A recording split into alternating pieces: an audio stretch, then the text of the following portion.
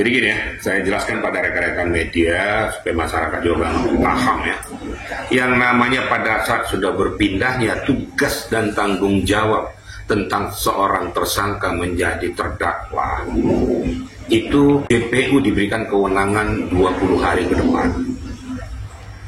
Nah, tentang masalah penempatan daripada seseorang terdakwa tersebut atau tersangka, bisa saja meminta ditempatkan di rutan Pondok Bambu atau di rutan Salemba atau di rutan kepolisian sekalian.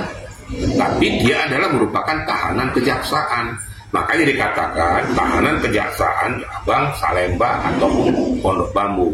Kebetulan ini Nikita Mirjani seorang wanita, supaya jangan bercampur dengan yang lain, dibuatlah di rumah tahanan wanita di Pondok Bambu sini.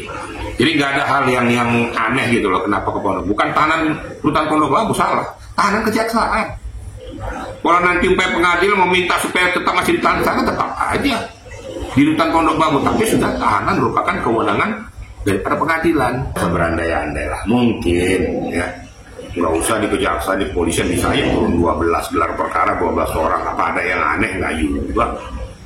Mungkin supaya mempercepat proses daripada pemeriksaan berkas perkara yang baru dilimpahkan oleh kepolisian ke kejaksaan. Nggak ada yang aneh kok. Jangankan 6 jaksa, 10 jaksa juga bisa saja mereka gelar internal untuk menetapkan bagaimana kira-kira dakwaan yang harus kita lakukan. Kemudian dianalisis semua apa BAP yang sudah disampaikan oleh penyidik.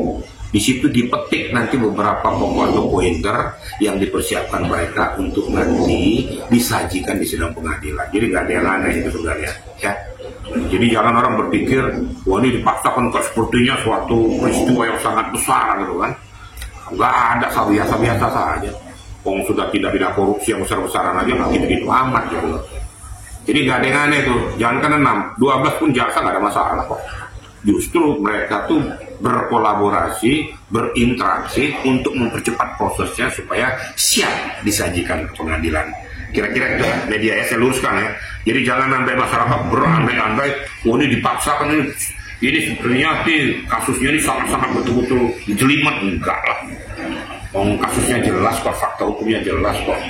Kira-kira gitu media ya. Kalau terkait yang disita uang 3M sudah disita, terus mobil sudah disita, ada kemungkinan nggak Pak yang lain-lainnya akan ikut disita? Tergantung nanti JPU.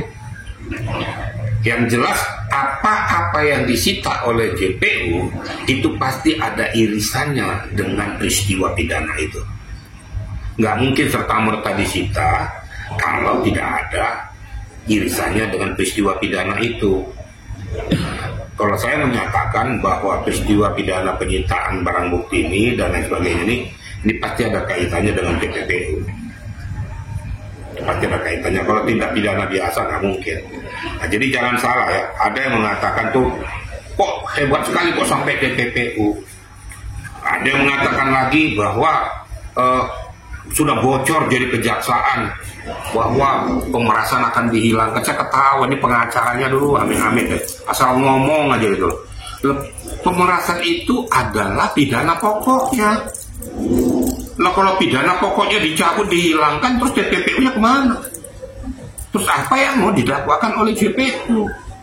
Kalau seandainya 368 ini dihilangkan, itu pidana pokok. Asal muasal kejadian itu kan dari 368 itu. Jadi kalau ngomong itu ya pakai inilah, pakai logika hukum gitu loh.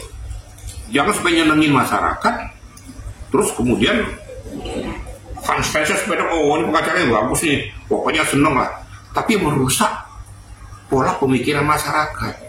Ini yang saya, terlepas apa yang saya katakan, ini banyak yang bully saya nggak apa-apa. Kasus Pina aja banyak bully saya kok. Tapi apa yang saya katakan nyatanya benar. Bahwa saya bilang bahwa itu tidak akan mungkin dikabulkan Mahkamah Agung. Karena itu sudah ada gerasi dari Presiden yang menolak. Gerasi itu apa? Hak prerogatif tertinggi daripada Presiden pada saat mengeluarkan diterima atau tidaknya gerasi itu. Sebelum dikeluarkan gerasi ini siapa yang diminta pertanggungjawabannya? Mahkamah Agung.